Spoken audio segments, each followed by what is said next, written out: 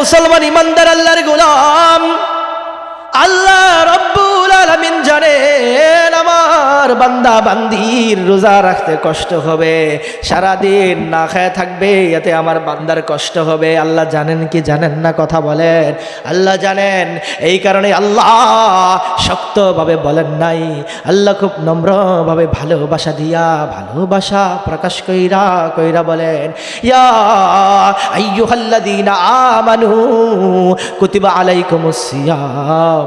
এ দুনিয়ার মুমিন মুসলমান আমার বন্ধুরা রে, আমার ইমানদারেরা রে, তোমাদের উপর রমজানের রোজাটাকে ফরজ করা হলো।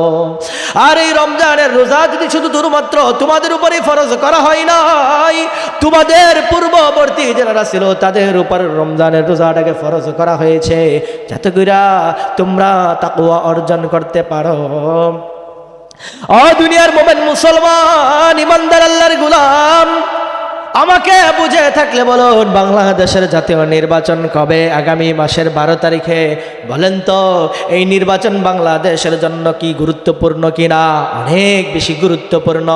এই দিনটা দেখবেন কিছুদিন পরে পত্রিকার উপরে অথবা টিভির স্ক্রিনে বাজতে থাকবে, নির্বাচনের আর মাত্র আছে এতদিন এতদিন এতদিন। এর মানে হলো নির্বাচনটা বাংলাদেশের জন্য গুরুত্বপূর্ণ। দেখবেন বাংলাদেশে যদি কোনো বিশ্বকাপ খেলার আয়োজন হয়, টিভির স্ক্রিনে পর্দায় বাজতে থাকে, আর মাত্র এত ঘন্টা এত মিনিট এত সেকেন্ড আছে, এরকম কেউ খেয়াল করছেন কিনা? ও দুনিয়ার মুমিন মুসলমান ইমানদার আল্লাহর গোলাম, বলেন তো একজন মুমিন মুসলমানের কাছে রমজান কি গুরুত্বপূর্ণ কিনা? কথা বলেন, গুরুত্বপূর্ণ না? বাড়ির মধ্যে যদি আমরা কোনো বিবাহের আয়োজন করি, কোনো অনুষ্ঠানের আয়োজন করে, এক সপ্তাহ আগে থেকেই কিভাবে কি করব পরিকল্পনা করি কি করি না করি। কারণ কি, ওই অনুষ্ঠানের আমার অনেক বেশি গুরুত্বপূর্ণ আমার কাছে। আজকের এই মাহফিল মুফতি মনিরুল ইসলাম আরিফি আমার বন্ধু বড় মানুষ, তিনি এই মাহফিলের জন্য 1 মাস আগে থেকেই পরিকল্পনা করতেছে, কারণ তেনার কাছে এই মাহফিলটার গুরুত্ব বেশি। তেমনিভাবে একজন মানুষের যদি বাড়িতে কোনো অনুষ্ঠান করে, আগের থেকেই বিভিন্ন প্রকার প্রস্তুতি নেই কি নেই না? কেন নেই? কারণ ওটার অনুষ্ঠানটা তিনার কাছে অনেক বেশি গুরুত্বপূর্ণ। ও দুনিয়ার মুমিন মুসলমান ইমানদার আল্লাহর গোলাম, সামনের রমজানের রোজা ঠিক তেমনি ভাবে একজন মুমিন মুসলমানের কাছে অনেক গুরুত্বপূর্ণ। কথা বলেন ঠিক না বেঠিক? যদি গুরুত্বপূর্ণ হয় তাহলে এখন থেকে রমজানের গণনা করা আমাদের প্রয়োজন আছে না নাই? কথা বলেন। এমন অনেক মুমিন মুসলমান পাওয়া যাবে রমজানের 3 দিন আগে জিজ্ঞাসা করলেও বলবে রমজান কবে জানি না, এমন মুসলমান আছে না নাই? কারণ তার কাছে রমজানের গুরুত্বপূর্ণ না তার কাছে। দুনিয়ার মুমিন মুসলমান ইমানদার আল্লাহর গোলাম, একজন মুমিন মুসলমানের কাছে রমজানটা অনেক বেশি গুরুত্বপূর্ণ। এই কারণে এখন থেকেই হিসাব করতে হবে রমজানের আর কতদিন বাকি আছে। আমি যদি কোনো দিন পথ ভুলে যাই, হাত ছানি দিয়ে কাছে নিও, আমি যদি কোনো দিন পথ ভুলে যাই, হাত ছানি দিয়ে কাছে নিও,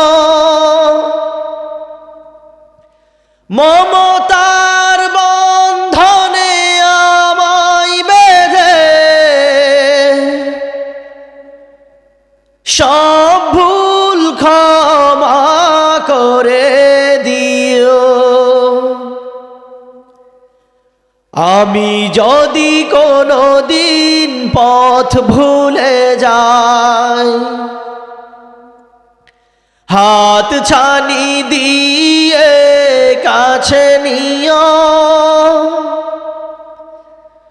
মমতার বন্ধনে আমায় বেঁধে সব ভুল ক্ষমা করে দিও। জেনে না জেনে কত করি অপরাধ, কখনো করো না তুমি বাদ প্রতিবাদ,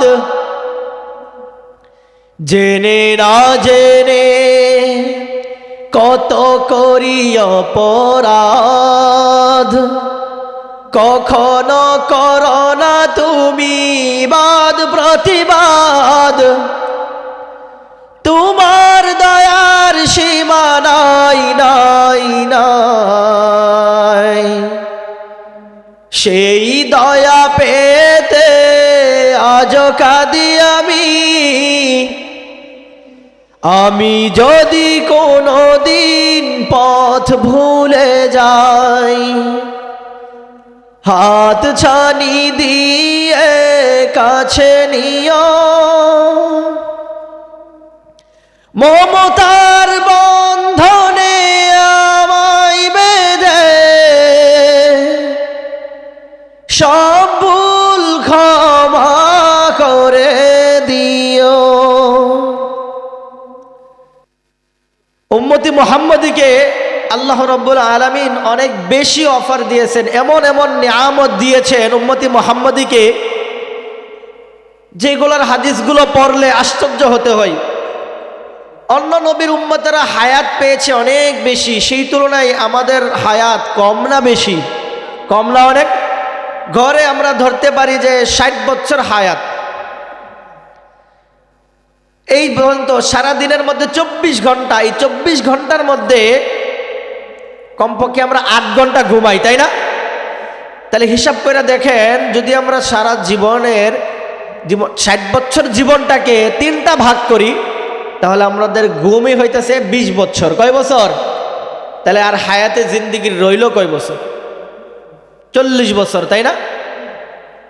দেখেন, এরপরে আমরা লেখাপড়া করি, এইগুলোতে আমরা ধরে নিই আরো 10 বছর, 60 বছরের মধ্যে চলে গেল 30 বছর, আছে কয় বছর? আর 30 বছর। এরপরে আরো 10 বছর ধরেন আপনার লেখাপড়া করার পরে চাকরি বাকরি করতে হয়, শিক্ষকতা করতে হয়, এগুলো তো চলে যায়, তাই না? গেল কত বছর? 40 বছর। আছে কয় বছর? আর 20 বছর। এই 20 বছরের মধ্যে ধরেন না খাবার দাবার, রোজু ইস্তেঞ্জা, এগুলো আছে না? এগুলাতে ধরেন আরো 10 বছর যায়, আছে কয় বছর? মাত্র 50 বছর। 10 বছর। আরো তো অনেক কাজ কাম আছে, তাই না? তাহলে এই সব কিছু মিলায়া হায়াতে জিন্দিগির জীবনের 60 বছরের জীবনের মধ্যে আসলে 5 বছর আমরা ইবাদতে কাটাইলাম কিনা এটা বের করা কিন্তু আসলেই মুশকিল না? তো এই যে মুহাম্মদ নবী, মুহাম্মদের উম্মতদের আমাদের এই অবস্থা, তাহলে অন্য নবীর উম্মতরা তো অনেক লম্বা লম্বা হায়াত পেয়েছে, তাই না? তাদের আমল ছিল অনেক বেশি, তাহলে আমাদের তো আমলের সময় কম, তাহলে আমাদের অবস্থাটা কি হবে? এই কারণে নবী মুহাম্মদ সাল্লাল্লাহু আলাইহি ওয়াসাল্লামের উম্মতদেরকে আল্লাহ তাআলা অসংখ্য অগণিত বোনাস অফার দিয়েছেন। এর মধ্যে সবথেকে বড় যে বোনাস, এটা আসছে যে রমজান। এই রমজানের একটি রাত আছে লাইলাতুল কদর, তাই না? যেটা 1000 মাসের চাইতেও উত্তম। তাহলে এখন বলবেন, হুজুর তে যে হিসাব বের করলেন, তাহলে তো আমলের সময় নাই, তার মানে এখন কি করব? আমাদের ওযু ইস্তেঞ্জা বাদ দিব, ঘুম বাদ দিব, সব বাদ দিব? না, আপনাকে সব বাদ দিতে হবে না। তো করবেনটা কি? ওই যে এশারের নামাজটা যদি একটু জামাতের সাথে পড়েন, অর্ধেক রজনী ইবাদত হয়ে গেল। আপনি ঘুমাইলেন কিন্তু অর্ধেক রাত আপনি ইবাদতের সব পেয়ে গেলেন। কষ্ট করে যদি ফজরের নামাজটাও জামাতের সাথে পড়েন, আপনি সারা রাত ইবাদতের সব পেয়ে গেলেন। আপনি আল্লাহর কাছে যাই বলতে পারবেন, আল্লাহ 20 বছর ঘুমাইছি ঠিক, কিন্তু আমি 20 বছরের আমার রাসূলের সুন্নাত জিন্দা করে নিয়ে আসছি, এই জন্য সারা রাতের ইবাদতের সব পেয়ে গেছি। আপনি অজু ইস্তেঞ্জায় ঢুকলেন, অজু পেশাবখানায় যায় ঢুকলেন, ঢোকার সময় আপনি পেশাবখানা ঢুকলে কি সব হয়? সব তো হয় না। আপনি বাম পা দিয়া ঢুকলেন, মাথাটা ঢাইকা রাখলেন, আবার বের হইলেন, গফরানাক আলহামদুলিল্লাহিল্লাযী আযহাবা আন্নিল আযা ওয়া আফানি। আপনি 5 বছর ইস্তেঞ্জা করলেন হাগামতা, আল্লাহর কাছে যায় এটারও সব পেয়ে দেবেন। রাসূলের সুন্নাত জিন্দা করেন।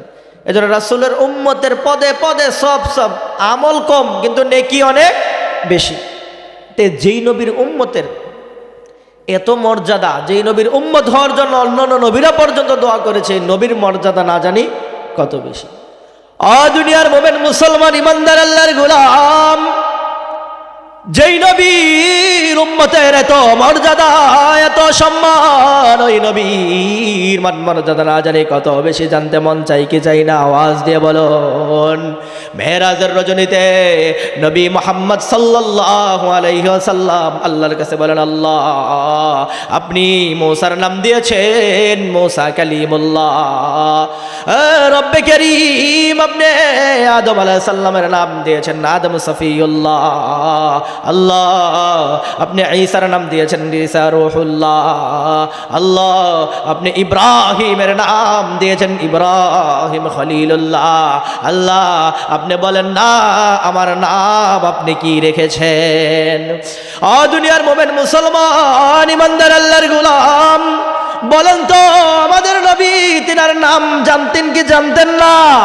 জানার পরেও আল্লাহর কাছে গিয়ে বলে, আল্লাহ আপনি মূসার নাম রেখেছেন মূসা কালিমুল্লাহ, আল্লাহ আপনি ইব্রাহিমের নাম রেখেছেন ইব্রাহিম খলিলুল্লাহ, আপনি ঈসার নাম রেখেছেন ঈসা রূহুল্লাহ। তাহলে আমার নাম আল্লাহ আপনি কি রেখেছেন?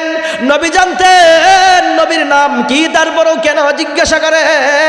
একটা উদাহরণ দিলে বুঝবেন আপনি যাকে ভালোবাসেন। বলেন তো ওই ভালোবাসার মানুষের মুখ দিয়ে নামটা শুনতে কি ভালো লাগবে না খারাপ লাগবে? কথা বলেন, ভালো লাগবে। এতদিন পর্যন্ত আমার আপনার নবী জিবরাইল আলাইহিস সালামের মাধ্যমে নাম শুনেছেন।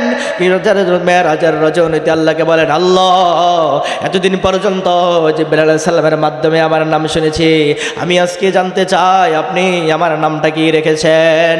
নবী তার দিলার নাম জানতেন, নবী পরিচয় দিতেন সাহাবাদের মাঝে, তোমরা জানো নাকি আমার নাম কি, আমার পরিচয়? আনা মুহাম্মদ, আনা আহমদ, আনা ইয়াসিন, আনা হামিম, আনা তহা। আমার আল্লাহ আমাকে যখন যেই নাম দিয়ে ডাকতে মন চাই ডাকে। দুনিয়ার মোমেন মুসলমান ইমানদার আল্লাহর গোলাম, নবী জানতেন নবীর নাম আল্লাহ কি রেখেছেন। এরপরেও আল্লাহর কাছে বলেন, আল্লাহ আপনি মূসার নাম রেখেছেন মূসা কালিমুল্লাহ, আপনি ইব্রাহিমের নাম রেখেছেন ইব্রাহিম খলিলুল্লাহ, আপনি ঈসার নাম রেখেছেন ঈসা রূহুল্লাহ, আল্লাহ বলেন না আপনি আমার নাম কি রেখেছেন? দুনিয়ার মোমেন মুসলমান ইমানদার আল্লাহর গোলাম, নবী জানার পরেও মুহাব্বতের আল্লাহর কাছ থেকে নামটা শোনার জন্য বারবার বলতেছেন। একটু বুঝে থাকলে বলবেন বাড়িতে মধ্যে ছোট্ট ছোট্ট অনেক বাচ্চা আছে, যেই বাচ্চাকে আমরা তার নাম বইলা ডাক দেই না, নাম দিয়ে আদর কইরা ডাক দেই কি দেই না? দুনিয়ার মোমেন মুসলমান ইমানদার আল্লাহর গোলাম, কুরআনুল কারীমের মধ্যে 25 জন নবীর নাম এসেছে, এর মধ্যে 9 জন নবীর নাম সরাসরি এসেছে। এই 9 জনের মধ্যে 8 জনের নাম মুনাদা, নাম ধইরা ধরে ডাকছেন, কিন্তু একজনের নাম সরাসরি বলেন নাই, আসল নাম বইলা বলেন নাই। দুনিয়ার মোমেন মুসলমান ইমানদার আল্লাহর গোলাম, আল্লাহ আমার আপনার নবী হাবিবুল্লাহকে মোহাব্বত কইরা ডাক দেয়, কখনো ডাক দেয় ইয়া আইয়ুহাল মুদ্দাসসির, এই চাদরওয়ালা। দেখবেন আমরা দুনিয়াতে কোনো মানুষকে যদি ভালোবাসি তার নাম ধইরা না ডাক দিয়া বলি এই সুন্দরী, এই টুপিওয়ালা, এই দাড়িওয়ালা বইলা ডাক দেই কি না? আল্লাহ কোরআনুল কারীমের মধ্যে তার বন্ধু হাবিবুল্লাহকে আদর কইরা ভালোবাসা ডাক দেয়।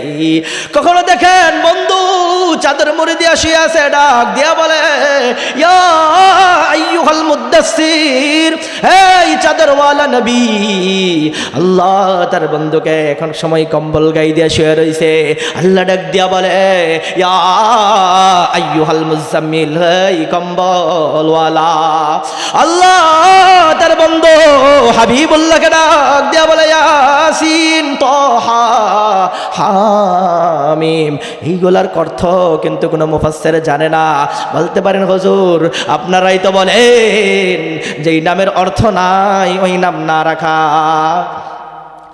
দুনিয়ার মোমেন মুসলমান ইমানদার আল্লাহর গোলাম, ঠিক আছে, যেই নামের অর্থ নাই ওই ধরনের নাম রাখা উচিত না। আল্লাহ যে তার বন্ধু হাবিবুল্লাহকে তাহা হামিম ইয়াসিন বইলা বলে ডাক দিছে, আসলে ওই শব্দগুলোর অর্থ আছে কিন্তু আমরা জানি না। ও দুনিয়ার মুমিন মুসলমান ইমানদার আল্লাহর গোলাম, দেখবেন বাড়িতে যদি কোনো ছোট্ট বাচ্চা থাকে, তার মা আদর করে বলে নাট্টু আমার, নানি ডাকতে বলে গিট্টু রে, ডাক দিয়ে বলে আমার সোনামণি রে। তার আসল নাম কিন্তু একটা, কিন্তু এক একজন এক একটা আদর কইরা কইরা ডাক দিয়ে কথা বলেন, ঠিক না বেঠিক? ও দুনিয়ার মুমিন মুসলমান ইমানদার আল্লাহর গোলাম, স্বামী তার স্ত্রীকে মোহাব্বত কইরা কইরা এমন এমন শব্দ চয়ন কইরা কইরা ডাক দেয়, যেই নামের অর্থ শুধুমাত্র ওই স্ত্রী বুঝে, অন্যরা বোঝে না, এমনভাবে ডাক দেয় কি দেয় না? স্ত্রী তার স্বামীকে আদর কইরা কইরা এমন এমন ছোট্ট ছোট্ট শব্দ বইলা ডাক দেয়, যেই নামের যেই শব্দের অর্থ স্বামী স্ত্রী ছাড়া আর কেউ বোঝে না, কারণ তারা ওই শব্দের মাধ্যমে ভালোবাসা আদান প্রদান করে। ও দুনিয়ার মুমিন মুসলমান ইমানদার আল্লাহর গোলাম, হামিম নবীর নাম, আবার কোরআনের আয়াত, আবার একটা সূরার নাম হয়ে গেছে তাহা। নবীর নাম, এটা কোরআনের আয়াত, আবার সূরার নাম হয়ে গেছে ইয়াসিন। নবীর নাম, এটা আবার কোরআনের আয়াত, আবার সূরার নাম হয়ে গেছে। এই শব্দগুলোর অর্থ আল্লাহ ছাড়া কেউ জানে না, দুনিয়ার কোনো মুফাসসির জানে না, তবে আল্লাহ জানে। এটা এমন কোনো নাম না যেই নামের কোনো অর্থ নাই, যেই শব্দের কোনো অর্থ নাই। অর্থ আছে, তবে অর্থ জানেন কে? আল্লাহ। আল্লাহ অর্থ জানে, আর তার প্রিয় হাবিবুল্লাহর সাথে ভালোবাসা আদান প্রদান করে। ও দুনিয়ার মুমিন মুসলমান ইমানদার আল্লাহর গোলাম, আল্লাহ রাব্বুল আলামিনের কাছে তার বন্ধু হাবিবুল্লাহ বলেন, ওই রব্বে কারীম আমার, আপনি মুসার নাম রেখেছেন মুসা কালিমুল্লাহ। আল্লাহ আপনি ইব্রাহিমের নাম রেখেছেন ইব্রাহিম খলিলুল্লাহ। আপনি ঈসার নাম রেখেছেন ঈসা রূহুল্লাহ। আল্লাহ বলেন না আপনি আমার নাম কি রেখেছেন? নবী নাম জানতেন, তারপরও কেন বলেন? আল্লাহর কাছ থেকে শুনতে চাই। ও দুনিয়ার মুমিন মুসলমান ইমানদার আল্লাহর গোলাম, আল্লাহ বলেন, ওই আমার বন্ধু হাবিবুল্লাহ, আমি মুসার নাম রেখেছি মুসা কালিমুল্লাহ, ঠিক আছে। আমি ঈসার নাম রেখেছি ঈসা রূহুল্লাহ, ঠিক আছে। আমি ইব্রাহিমের নাম রেখেছি ইব্রাহিম খলিলুল্লাহ, এটাও ঠিক আছে। তবে তাদের এই নামগুলো ছিল যতদিন পর্যন্ত তাদের নবুয়ত ছিল, তাদের নবুয়তের সময় শেষ, তাদের কালিমার মধ্য থেকে তাদের নামের অংশটাও শেষ। তবে আমি আল্লাহ আপনার নাম, আপনার শুধু নবুয়ত থাকা অবস্থায় না, আপনার নাম জান্নাতের মধ্যেও আলোচনা হবে, আপনার নাম হাসরের ময়দানেও আলোচনা হবে। ও দুনিয়ার মুমিন মুসলমান ইমানদার আল্লাহর গোলাম, আল্লাহর বন্ধু হাবিবুল্লাহকে বলেন, অন্য নবীর কালিমার মধ্যে ছিল লা ইলাহা ইল্লাল্লাহ মুসা কালিমুল্লাহ, লা ইলাহা ইল্লাল্লাহ ইব্রাহিম খলিলুল্লাহ। অন্য নবীর নামের মধ্যে নামের প্রথম অংশ তথা লা ইলাহা ইল্লাল্লাহ কালিমার এই প্রথম অংশটা হলো একাত্মবাদ, আল্লাহ যে এক এই সাক্ষ্য দেয়। এরপরের যে অংশ হলো রিসালাত তথা নবুয়তের শিক্ষা দেয়। খুব খেয়াল করে কথাগুলো বুঝেন। ওই অন্যান্য সমস্ত নবীদের নামের কালিমার প্রথম অংশটা কোনো নক্তা নাই, হরফের মধ্যে লা ইলাহা ইল্লাল্লাহ এর মধ্যে কোনো নক্তা নাই, কিন্তু পরের অংশগুলোর মধ্যে নক্তা আছে। যেমন খেয়াল করেন, লা ইলাহা ইল্লাল্লাহ আদম সফিউল্লাহ, প্রথম লা ইলাহা ইল্লাল্লাহ এই হরফগুলোর মধ্যে কোনো নক্তা নাই, নক্তা ছাড়া, কিন্তু পরের অংশের মধ্যে নক্তা আছে। এইভাবে সমস্ত নবীদের কালিমার অংশের মধ্যে নক্তা আছে। তবে আমার আপনার নবী এমন এক কালিমা আমাদেরকে পেয়েছি যেটার আল্লাহর অংশ এবং আমার নবীর অংশের মধ্যেও নক্তা নাই, মিল আছে। ও দুনিয়ার মুমিন মুসলমান ইমানদার আল্লাহর গোলাম, কালিমা লা ইলাহা ইল্লাল্লাহু মুহাম্মাদুর রাসূলুল্লাহ, কালিমার প্রথম অংশ লা ইলাহা ইল্লাল্লাহ, কোন নক্তা সারা হরফ সবগুলা, এরপরের অংশ মুহাম্মাদুর রাসূলুল্লাহ নক্তা সারা। ও দুনিয়ার মুমিন মুসলমান ইমানদার আল্লাহর গোলাম, কথাগুলো দিলের কান দিয়ে শুনুন। দেখেন আল্লাহর নাম এবং নবী মুহাম্মদের নামের মধ্যে কত সুন্দর মিল, খেয়াল করে শুনুন। আল্লাহর নাম ও 4টা শব্দ অক্ষর, কিন্তু কোনো নক্তা নাই। মুহাম্মদের নামের মধ্যেও 4টা অক্ষর, কোনো নক্তা নাই। আল্লাহর নাম ও 4 অক্ষরের কোনো নক্তা নাই, নক্তা সারাম। নবী মুহাম্মদের নাম ও 4 অক্ষর, কোনো নক্তা নাই। কথা বলেন ঠিক না বে ঠিক? ও দুনিয়ার মুমিন মুসলমান ইমানদার আল্লাহর গোলাম, ও দুনিয়ার মুমিন মুসলমান ইমানদার আল্লাহর গোলাম, আল্লাহ এবং নবীর নামের মধ্যে কত সুন্দর মিল। আল্লাহর নামও নক্তা সারা, মুহাম্মদ সাল্লাল্লাহু আলাইহি ওয়াসাল্লামের নামও কি নক্তা সারা। আল্লাহ এবং তার বন্ধু হাবিবুল্লাহর মধ্যে কত বেশি মোহাব্বত। শুধু এই কথাটা বললাম এই কারণে যে উম্মতে মুহাম্মাদিকে আল্লাহ সুবহানাহু ওয়া তাআলা অসংখ্য অগণিত নিয়ামত দিয়েছেন, যে নিয়ামতগুলা কি অন্য নবীর উম্মতকে দেয় নাই। যে নবীর উম্মত হওয়ার জন্য অন্য নবীরা পর্যন্ত দোয়া করেছে, কিন্তু সমস্ত নবীদের দোয়া কবুল হয় নাই, শুধু একজন নবীর দোয়া কবুল হয়েছিল। দুনিয়ার মুমিন মুসলমান ইমানদার আল্লাহর গোলাম, রাত্র গভীর হয়ে গেছে, আলোচনা লম্বা করব না, খুব দ্রুতই শেষ করে দিব। আমি আপনাদের শুরুর খুতবার মধ্যে যে আয়াত কারিমা তেলাওয়াত করেছিলাম, আল্লাহ রাব্বুল আলামিন কোরআনুল কারীমের মধ্যে বলেন, ইয়া আইয়ুহাল্লাযীনা আমানু কুতিবা আলাইকুমুস সিয়াম। দুনিয়ার মুমিন মুসলমান, তোমাদের উপর রমজানের রোজাকে ফরজ করা হলো। আল্লাহ রাব্বুল আলামিন ইয়া আইয়ুহাল্লাযীনা আমানু বলেছেন, এটা তো 3টা ব্যাখ্যা। কয়টা ব্যাখ্যা? আল্লাহ কি কারণে ইয়া আইয়ুহাল্লাযীনা আমানু বলেছেন, এর প্রথম ব্যাখ্যা হলো, এর মধ্যে বোঝা যায় যে যাদের উপর রমজানের রোজা ফরজ তাদের জন্য প্রথম শর্ত হলো ঈমান আনতে হবে। কি আনতে হবে? অর্থাৎ রোজা রাখতে চাইলে আপনার প্রথম শর্ত কি? ঈমান। ঈমান না আনলে আপনার রোজা রাখার আপনার উপর ফরজই হবে না। ও দুনিয়ার মুমিন মুসলমান ইমানদার আল্লাহর গোলাম, আল্লাহ রাব্বুল আলামিন কোরআনুল কারীমের মধ্যে বলেন, ইয়া আইয়ুহাল্লাযীনা আমানু, হে ঈমানদাররা। আল্লাহ ইনসান বইলা ডাক দেয় নাই, আল্লাহ ঈমানদার বইলা ডাক দিছে। মানে আমার বন্ধুরা রে, আল্লাহ ডাক দিছে ঈমানদার বইলা। কারণ রমজানের রোজা রাখতে হলে প্রথম কি হতে হবে? ঈমানদার। এখন আমরা ঈমান কিভাবে আনবো? দুনিয়ার মুমিন মুসলমান, আমরা কিভাবে ঈমান আনবো? আমাদের ঈমান আনার মাইয়ারকে আমরা ঈমান আনবো সাহাবায়ে কেরামদের মতো ঈমান আনবো। বলেন কার মতো ঈমান আনবো? সাহাবাদের মতো। কারণ বলেন তো, মুহাম্মদ সাল্লাল্লাহু আলাইহি ওয়াসাল্লামকে সবথেকে বেশি অনুসরণ কারা করেছে? সাহাবায়ে কেরাম।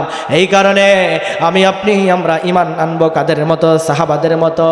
তবে আমার আপনার কাছে ঈমানের মূল্য সাহাবাদের থেকে অনেক কম। কারণ কি? আমরা ঈমানের জন্য কষ্ট করি। এখানে কি কেউ আসি যে ঈমান আনতে যায় আমার ঘর বাড়ি বিটা ছাড়তে হয়েছে? এমন কেউ আসি? কেউ নাই। যেই জিনিস অর্জন করতে যত বেশি কষ্ট, ওই জিনিসের মূল্য তত বেশি।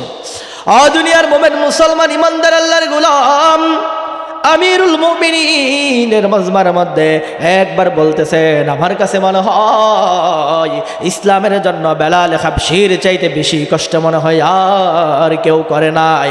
ওই মজলিসে হযরত খাব্বাব রাদিয়াল্লাহু তাআলা আনহু বসা ছিলেন। ডাক দিয়া বলে, আমিরুল মুমিনিন, আপনি শুধু ইসলাম ধর্ম গ্রহণ করতে যায় যে কষ্ট সহ্য করেছেন, এই বিষয়ে হযরত বেলাল হাবশির কথাই বললেন। আমি খাব্বাবের কথা কথা বললেন না। আমিরুল মুমিনিন ডাক দিয়া বলে, খাব্বাব রে, আমি আসলে জানি না তুমি কেমন কষ্ট সহ্য করেছ। খাব্বাব ডাক দিয়া বলে, আমিরুল মুমিনিন, আমি ইসলামের জন্য কি কষ্ট সহ্য করেছি এটা আমার মুখ দিয়া বলতে হবে না। এই বইলা তার কোমরের কাপড়টা একটু উপরে উঠাইয়া দিছে। আমিরুল মুমিনিন দেখা বলে, খাব্বাব রে, তোমার কোমরের কাপড়টা নামাও, কোমরের গোশত দেখি না এই জায়গায় পড়ে গেছে। ও দুনিয়ার মুমিন মুসলমান ইমানদার আল্লাহর গোলাম, খাব্বাব রাদিয়াল্লাহু তাআলা আনহু ডাক দিয়া বলে, আমিরুল মুমিনিন, আমি আমার পরিবার পরিজন সবাইকে ছেড়ে নবী মুহাম্মদ সাল্লাল্লাহু আলাইহি ওয়াসাল্লামের ইসলাম ধর্ম গ্রহণ করার কারণে মক্কার কাফের কুফাররা বেঈমানরা আমার হাত পা গলা বেঁধে শুধুমাত্র এই ইসলাম ধর্ম গ্রহণ করার অপরাধে আমাকে জ্বলন্ত আংরার উপরে শোয়ায় দিছে। আমাকে জ্বলন্ত আংরার উপরে শোয়া দিয়া আমাকে বলে আমার উপরে ভারী ভারী পাথরগুলো চাপায়া দিছে। এমন অবস্থা হয়েছে আমার শরীর থেকে মাংসগুলো খসে খসে পড়ে গেছে, শরীরের চর্বিগুলো পয়রা পয়রা আগুন নিভে গেছে। ও দুনিয়ার মুমিন মুসলমান ইমানদার আল্লাহর গোলাম, মক্কার কাফের কুফাররা আমাকে বলতো, খাব্বাব রে, যতক্ষণ না পর্যন্ত তুই মুহাম্মাদের ধর্ম ত্যাগ করবে ততক্ষণ পর্যন্ত এইভাবেই জীবন দিয়ে দিব। ও দুনিয়ার মুমিন মুসলমান ইমানদার আল্লাহর গোলাম, খাব্বাব রাদিয়াল্লাহু তাআলা আনহু তাদেরকে বলে, এই কাফের কুফার রে, আমার আল্লাহ যদি আমাকে একবার দুইবার না আমাকে 1000 বার জীবন দেই, আমি 1000 বার এই নির্যাতন সহ্য করতে রাজি আছি, তবু মুহাম্মাদের ধর্ম ইসলাম ত্যাগ করব না। ইসলামের জন্য সাহাবায়ে কেরাম কি পরিমাণ কষ্ট সহ্য করেছিলেন।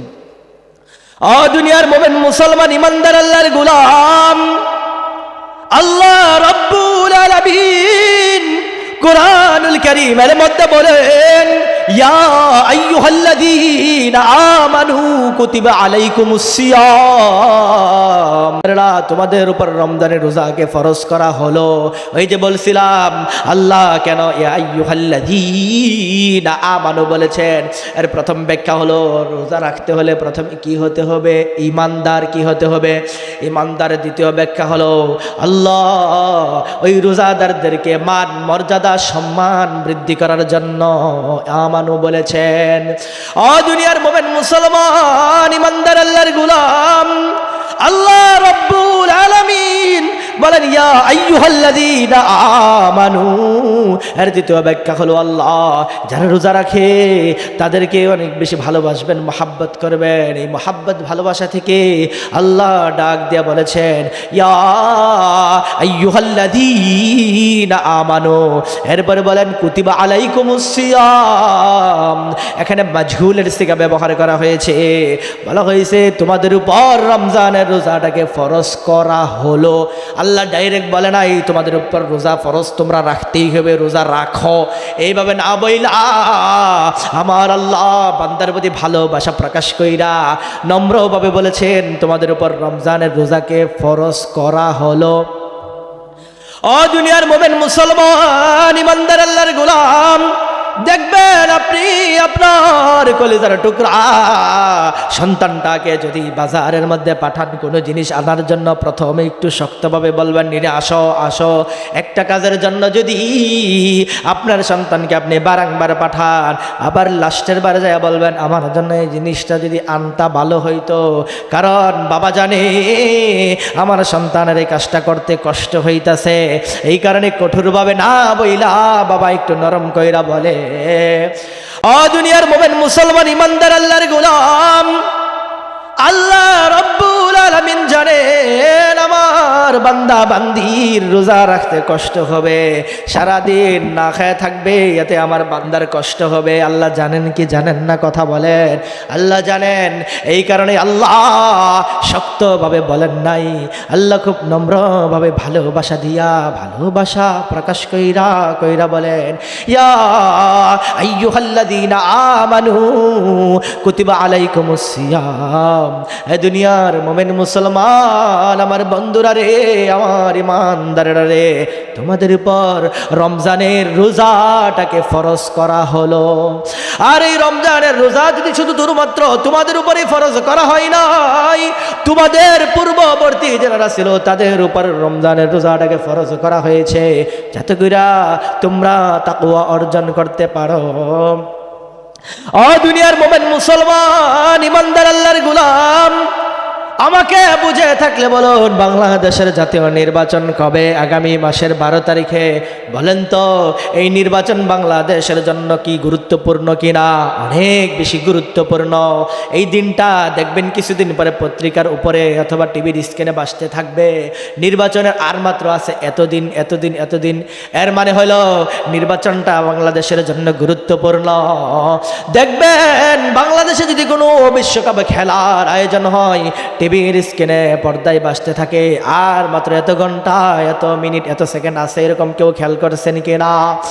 ও দুনিয়ার মোমেন মুসলমান, ইমানদার আল্লাহর গোলাম, বলেন তো একজন মোমেন মুসলমানের কাছে রমজান কি গুরুত্বপূর্ণ কিনা? কথা বলেন, গুরুত্বপূর্ণ না?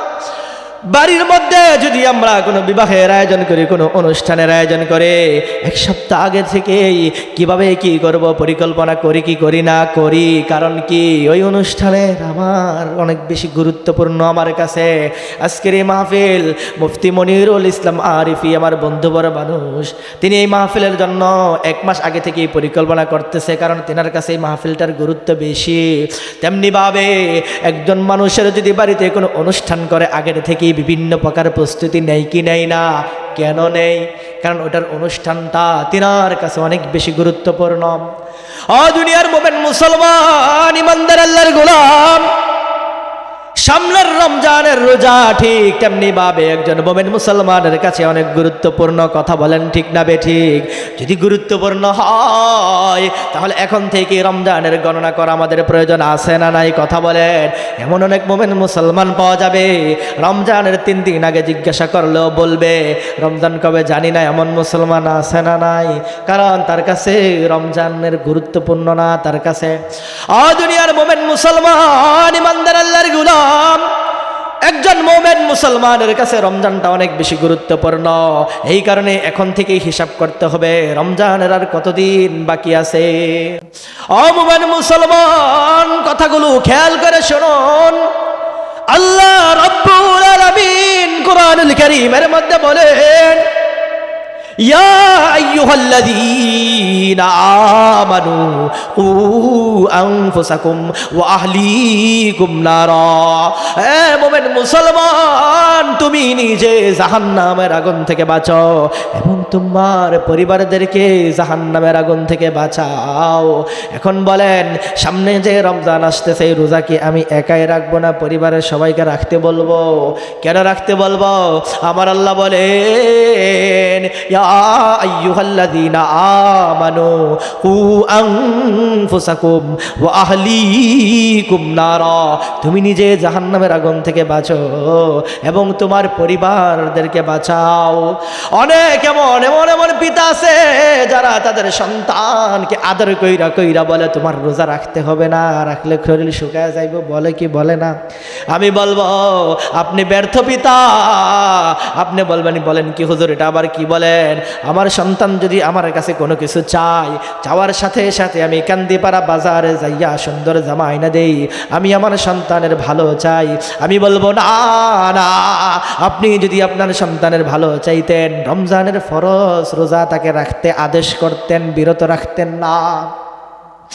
ও দুনিয়ার মোমেন মুসলমান, ইমানদার আল্লাহর গোলাম, আল্লাহ রাব্বুল আলামিন যে বলে দিয়েছেন তুমি নিজে জাহান্নামের আগুন থেকে বাঁচো এবং তোমার পরিবারদেরকে জাহান্নামের আগুন থেকে বাঁচাও, এটা আমার কথা নাকি আল্লাহর কথা? কথা বলেন, আল্লাহর কথা। এই কারণে রমজানের রোজার এখন এই গণনা করব কি করব না? আমার আপনার নবী হাবিবুল্লাহ রজব মাস আসার পরে বলতেন, আল্লাহুম্মা বারিক লানা ফি রজব ওয়া শাবান ওয়া বাল্লিগনা রমাদান। আল্লাহ, আপনি আমাকে রজব এবং শাবান মাসের বরকত দান করুন করুন এবং আমার হায়াত থেকে রমজান পর্যন্ত বৃদ্ধি করে দিন। এখন বলবেন হুজুর আমরা তো এই আরবি দোয়া পারি না, বলেন তো আমার আল্লাহ বাংলা ভাষা জানেন কি জানেন না? জানে। তাইলে আল্লাহরে আমরা বাংলাতেও তো বলতে পারবো, আল্লাহ আমাকে রমজান পর্যন্ত আমার হায়াতটাকে বৃদ্ধি কইরা দেন। ও দুনিয়ার মোমেন মুসলমান ইমানদার আল্লাহর গোলাম, আল্লাহর বন্ধু হাবিবুল্লাহ বলেন তলাবুল ইলমি ফরিদাতুন আলা কুল্লি মুসলিম। দুনিয়ার মোমেন মুসলমানদেরকে লক্ষ্য করে বলেন দ্বীনের ইলম শিক্ষা করা প্রত্যেক মুসলমান নরনারীর উপর ফরজ। কেমন ফরজ? স্বাভাবিক নাকি নামাজের মতো কইরা ফরজ, রোজার মতো কইরা ফরজ? ও দুনিয়ার মোমেন মুসলমান ইমানদার আল্লাহর গোলাম, সংক্ষিপ্ত বলেই আমি আমার কথা শেষ করব। বলেন তো আপনি আপনার সন্তানকে কোরআনে কারিমটাকে সহিশুদ্ধ করানোর দায়িত্বটা কার? আপনার না সন্তানের? আপনার।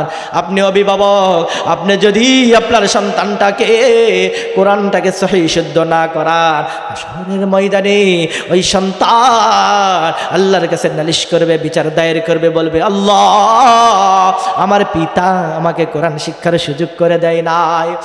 কান্দিপাড়ার মোমেন মুসলমান ইমানদার খেয়াল করে শুনুন, আপনার এই কলিজার টুকরা সন্তান মেয়েটাই কিন্তু মৃত্যুর পরে আপনাকে ধরবে, বলবে আল্লাহ আমার পিতা আমাকে কখনোই পর্দার কথা বলে নাই, আমার উপরে যে পর্দা ফরজ হয়েছে আমার পিতা কখনো এটা বলেন নাই, এই কারণে আল্লাহ আমি পর্দা করি নাই। তখন অভিভাবকদেরকে ডাকা হবে আর তাদের উপর পাড়ায় পাড়ায় তারা জাহান্নামে যাবে। ও দুনিয়ার মোমেন মুসলমান ইমানদার আল্লাহর গোলাম, এই কারণে আপনাদেরকে বলে যাই এটা আমার কোনো কথা না, আল্লাহর বন্ধু হাবিবুল্লাহর কথা। তালাবুল ইলমি ফরিদাতুন আলা কুল্লি মুসলিম। আপনি আপনার সন্তানকে প্রয়োজন পরিমাণ দ্বীনের জ্ঞান শিক্ষা দেন। ও দুনিয়ার মোমেন মুসলমান ইমানদার আল্লাহর গোলাম, আপনি যদি আপনার কলিজার টুকরা মেয়েগুলাকে মহিলা মাদ্রাসায় ভর্তি করে দেন, এটা লাভ কার হবে? লাভ আপনারই হবে, কারণ আপনি আল্লাহর দেওয়া সন্তানটাকে আপনি আমানত স্বরূপ। ও দুনিয়ার মোমেন মুসলমান ইমানদার আল্লাহর গোলাম, সন্তান আল্লাহর পক্ষ থেকে একজন মানুষের কাছে সবচেয়ে বড় সম্পদ, সবচেয়ে বড় সৌভাগ্যের বিষয়। আপনাকে এই সন্তান আপনার বংশে দেওয়া হয়েছে, তাকে উত্তমভাবে লালন পালন করবেন, তাকে আপনি সুশিক্ষায় শিক্ষিত করবেন। এখন বলবেন হুজুর সুশিক্ষা বলতে কি? সুশিক্ষা বলতে আমি বলবো না আপনি আপনার মেয়েটাকে হাফেজা বানাতেই হবে, আপনার সন্তানকে আলেমা বানাতেই হবে, না না, তবে আপনার সন্তানকে প্রাথমিক শিক্ষা কোরআনে কারিমের এটা দিতেই হবে। ও দুনিয়ার মোমেন মুসলমান ইমানদার আল্লাহর গোলাম, আপনি আপনার সন্তানকে ডাক্তার বানান, কোনো সমস্যা নাই, দিনদার ডাক্তারের প্রয়োজন আছে এই সমাজে। আপনি আপনার সন্তানকে ইঞ্জিনিয়ার বানান, কারণ দিনদার ইঞ্জিনিয়ারের প্রয়োজন আছে। আপনি যদি আপনার সন্তানকে দিনদার ডাক্তার না বানান, আমার আপনাদের পর্দানশীল স্ত্রীকে কোন ডাক্তারের কাছে নিয়ে যাব? ও দুনিয়ার মোমেন মুসলমান ইমানদার আল্লাহর গোলাম, এই কারণে ছেলেমেয়ের প্রাথমিক শিক্ষাটা ধর্মীয় শিক্ষায় হওয়া উচিত। আপনি প্রথম 5টা বছর জামিয়াতুল মুনাওয়ারা পড়ায়া এরপরে আপনি ডাক্তার বানান, কোনো সমস্যা নাই। এরপরে আপনি বিমানের পাইলট বানান, কোনো সমস্যা নাই। এরপরে আপনি ইঞ্জিনিয়ার বানান, কোনো সমস্যা নাই, কারণ তার কোরআন সহিহ। কথা বলেন ঠিক না বেঠিক? ও দুনিয়ার মোমেন মুসলমান ইমানদার আল্লাহর গোলাম, এই কারণে আমি বলে যাচ্ছি না এই কান্দিপাড়ার অভিভাবকেরা আপনি আপনার সবাইকে জামিয়াতুল মুনাওয়ারা দিয়ে দেন, না না না। তবে আল্লাহর বন্ধু হাবিবুল্লাহর হাদিসের দিকে লক্ষ্য করুন, তালাবুল ইলমি ফরিদাতুন আলা কুল্লি মুসলিম। হাদিসটা মনে আমি বানায় বলতেছি। আল্লাহর বন্ধু হাবিবুল্লাহ দ্বীনি ইলম শিক্ষা করা প্রত্যেকের উপর ফরজ, কোরআনটাকে সহিহ করে শিক্ষা করা ফরজ। আপনার কলিজার টুকরা সন্তান যদি পর্দা করে, ওই শিক্ষা দেওয়া ফরজ নাকি সুন্নত? ফরজ। দুনিয়ার মোমেন মুসলমান ইমানদার আল্লাহর গোলাম, রাত্র গভীর হয়ে গেছে, আমি আমার আলোচনা শেষ করে দিব। তবে আমাকে কথা দেন, আমরা মাদ্রাসায় আমাদের সন্তানদেরকে দিব কাকে খুশি করার জন্য? আওয়াজ দিয়ে বলুন, আল্লাহরে খুশি করার জন্য। কাকে? আল্লাহকে। কাকে? হুজুরকে খুশি করার জন্য না। আমি আমার দায়িত্ব পালন করব আর আমার আল্লাহকে খুশি করব। কথা বলেন ঠিক না বেঠিক? আমি যদি আমার সন্তানকে ভালোবাসা মাদ্রাসায় ভর্তি করায় দেই, এতে লাভ কার হবে? লাভ আমার সন্তানের হবে, আর আমি আমার মাওলাকে খুশি করতে পারবো।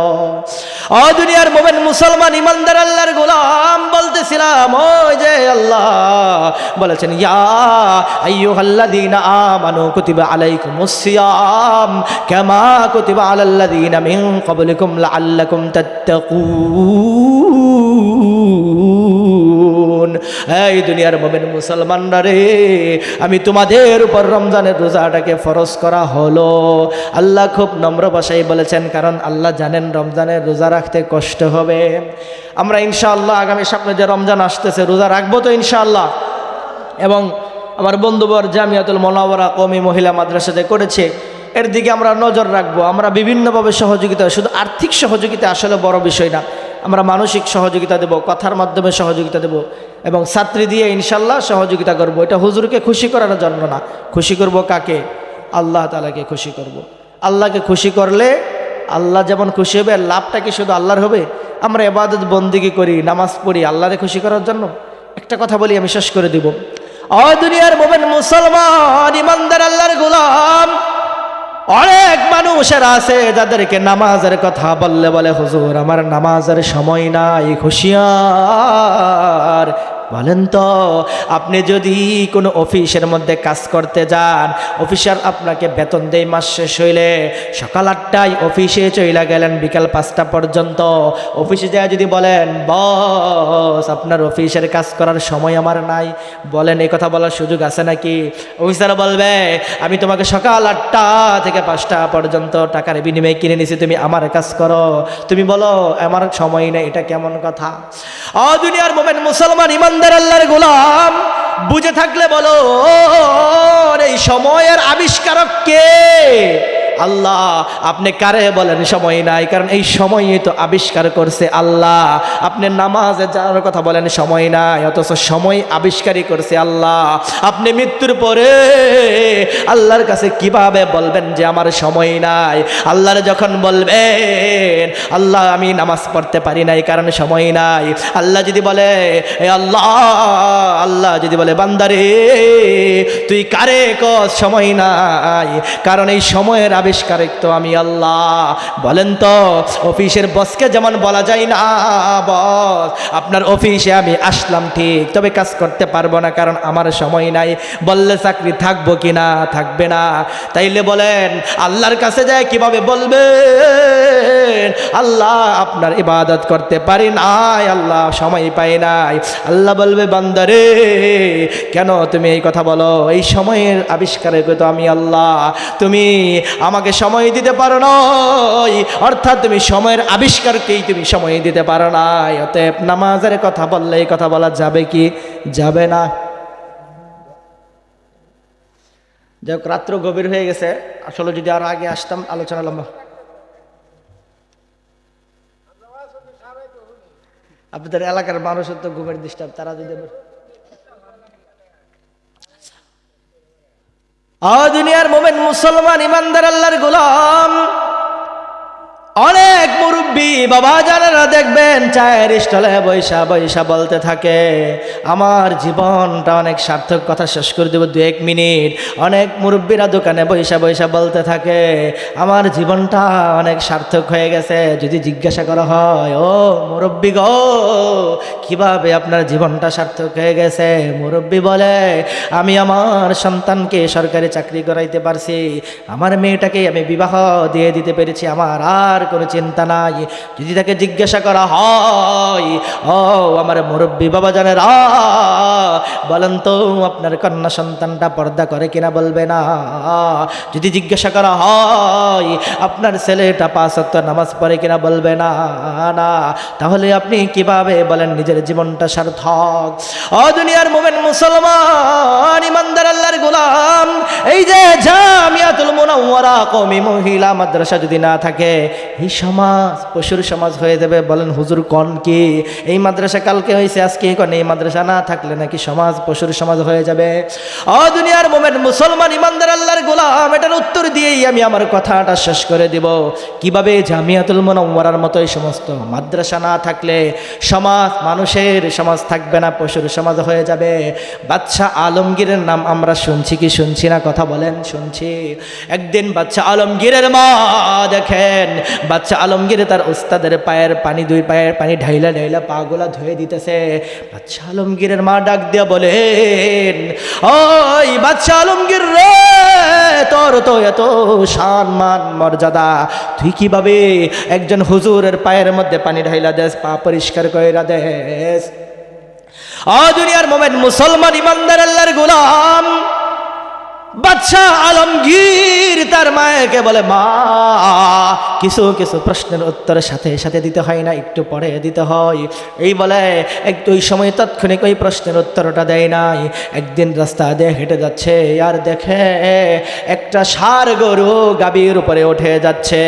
ওই সময় বাদশাহ আলমগীর তার মায়েকে ডাক দিয়ে বলো, মা, আপনি যদি মনে কষ্ট না পান, আপনি যদি কিছু না মনে করেন, ওই যে একদিন আপনি আমাকে প্রশ্ন করেছিলেন, বাদশাহ আলমগীর রে, তুই কেন এই সমস্ত আলেম ওলামাদের জুতা টানস, এই সমস্ত আলেম ওলামাদের পায়ের মধ্যে পানি ঢাইলা দেশ বলছিলেন? মা, ওই প্রশ্নের উত্তর দেওয়ার সময় এখন এসেছে। ওই মা, ওই যে তাকে দেখেন একটা ষাঁড় গরু গাভীর উপরে উঠে যাচ্ছে। বলেন তো মা, এই ষাঁড় তার মার উপরে উঠে যাচ্ছে, এই গাভীটা তার মা কেন উঠতেছে? কারণ তার মধ্যে কোরআনের জ্ঞান নাই, তার মধ্যে হাদিসের জ্ঞান নাই। সে জানে না ছেলে সন্তানের সাথে এই কাজ করা যায় না। ও দুনিয়ার মুমিন মুসলমান ইমানদার আল্লাহর গোলাম, বাদশাহ আলমগীর বলেন তার মায়েকে, মা, আমি যেই সমস্ত আলেম ওলামাদের জুতা টানে, যাদের পায়ের মধ্যে আমি পানি ডাইলা দেই, ওই সমস্ত আলেম ওলামারা যদি না থাকে, এই একই অবস্থা মানুষের মধ্যে হবে। এই ষাঁড় আর তার মা গাভীর মধ্যে যেটা হচ্ছে, এটা মানুষের মধ্যে হওয়া শুরু করবে। কারণ কেন? মানুষ জানবে না ভাই বোনের বিবাহ হয় কি হয় না, মানুষ জানবে না মার ছেলের বিবাহ হয় কি হয় না। বলেন তো কান্দি পাড়ায় কি ভাই বোনের বিবাহ হয়? হয় না। কথা হয়? মা ছেলের বিবাহ হয় না। কেন হয় না যদি প্রশ্ন করে বলবেন, হুজুর বিবাহ না হওয়ার কারণ হইল বিবাহটা হারাম, এই কারণে হয় না। আমি বলবো এই কান্দিপাড়ার মুমিন মুসলমান, এই যে ভাই বোনের বিবাহ হয় না, আপনি বলেছেন হারাম। আমি বলবো এই হারাম এটা আপনি কিভাবে জানবেন? আপনি বলবেন আমি মসজিদের খতিব সাহেবের থেকে জেনেছি, আপনি বলবেন আমি আলেম ওলামাদের কাছ থেকে জেনেছি, আর আলেমরা উত্তর দিবে আমি কোরআন এবং হাদিস থেকে জেনেছি। ও দুনিয়ার মুমিন মুসলমান ইমানদার আল্লাহর গোলাম, বলেন তো ওই আলেমরা তৈরি হয় কোথায়? মাদ্রাসায় না স্কুলে? কথা বলেন। কোনো বিরোধিতা করতেছি না, বাস্তবিক বলতেছি। ওই যে আলেম তৈরি হয় জামিয়াতুল মুনাওয়ারার মতো মাদ্রাসায়। কথা বলেন ঠিক না বেঠিক? ওই মাদ্রাসার মতো জামিয়াতুল মুনাওয়ারা কওমি মহিলা মাদ্রাসার মধ্যে আলেম আলেমা তৈরি হবে। এই সমস্ত যত মাদ্রাসা আছে, এই মাদ্রাসাগুলোর মধ্যে আলেম তৈরি হয়। আপনি বলতে পারেন হুজুর ভাই বোনের মধ্যে বিবাহ হয় না, যেটা আমি জেনেছি আলেমদের থেকে। ঠিক আছে, আমি আলেমদের থেকে জানবো না। যদি বলা হয় সুদ খাওয়া হালাল না হারাম, কিভাবে জেনেছেন? বলবেন হুজুরের থেকে শুনেছি, তাই না? আর হুজুর উত্তর দিবে আমি কোরআন এবং হাদিসের কিতাব থেকে জেনেছি। আর আমরাও যদি বলে আমি সরাসরি কিতাব থেকে দেখে নিব। ও দুনিয়ার মুমিন মুসলমান ইমানদার আল্লাহর গোলাম, আমি বলবো আপনি যেই কোরআনের তরজমা থেকে এটা জেনে নিবেন, ওই তরজমাও কিন্তু একজন আলেমই লিখেছে। আপনি বলবেন বলবেন আমি মাসআলার ফতোয়া কিতাব থেকে জেনে নিব, আমি বলবো ওই ফতোয়ার কিতাবও কিন্তু একজন আলেম লিখেছে। আপনি বলবেন আমি হাদিস থেকে জেনে নিব, আমি বলবো ওই হাদিস সংরক্ষণ আলেমরা করেছে, হাদিস পড়াও আলেমরা। ও দুনিয়ার মুমিন মুসলমান ইমানদার আল্লাহর গোলাম, বুঝে থাকলে বলুন এই সমস্ত জামিয়াতুল মুনাওয়ারা এলাকায় প্রয়োজন আছে না নাই? না থাকলে যে এলাকা পশুর সমাজ হয়ে যাবে এটা বুঝতে পারছেন কিনা? মাদ্রাসা না থাকলে কোরআনের জ্ঞান প্রসার হবে না, আর কোরআনের বিষয় না থাকলে সমাজ হয়ে যাবে পশুর সমাজ। কথা ঠিক না? আপনি যে বিষয় বলেন যে আমি এটা কোরআন থেকে জানবো, কোরআনও তো একজন আলেমই লিখছে, হাদিস আলেমই লিখছে, যাই বলেন না কেন সব কিছুর পিছনে আলেম। এখন যে এত সুন্দর সুন্দর সব কিছু পেয়ে যান, এটা কি এত সহজেই? আলেমরা এটার পিছনে পরিশ্রম না করলে হয়েছে? এখন আলেম তৈরি হয় কোথায়? এই সমস্ত মাদ্রাসার মধ্যে। এখন এই সমস্ত মাদ্রাসা যদি না থাকে আলেমও তৈরি হবে না, আস্তে আস্তে সমাজ পশুর সমাজ হওয়া শুরু করবে। এই সমস্ত মাদ্রাসাকে আমরা দিল দিয়ে মহব্বত করব, ভালোবাসবো। মাদ্রাসার ছাত্রীদেরকে আমরা অন্তর দিয়ে মহব্বত করব, ছাত্রী দিয়ে উপকার করব। যিনি আমার বন্ধুবর মুফতি মনিরুল ইসলাম আরিফি সাহেব মাদ্রাসা করেছে, আমরা তাকে সর্বাত্মক সহযোগিতা করব তো ইনশাআল্লাহ। মাদ্রাসার বিরোধিতা করব নাকি পক্ষে থাকব? আল্লাহ রাব্বুল আলামিন আমাদের প্রত্যেককে যে কথাগুলো অল্প সময় বললাম, কথাগুলো দিল দিয়ে বুঝে এর উপর আমল করা তৌফিক দান করুক। আখির দাওয়ানা আলহামদুলিল্লাহি রাব্বিল আলামিন।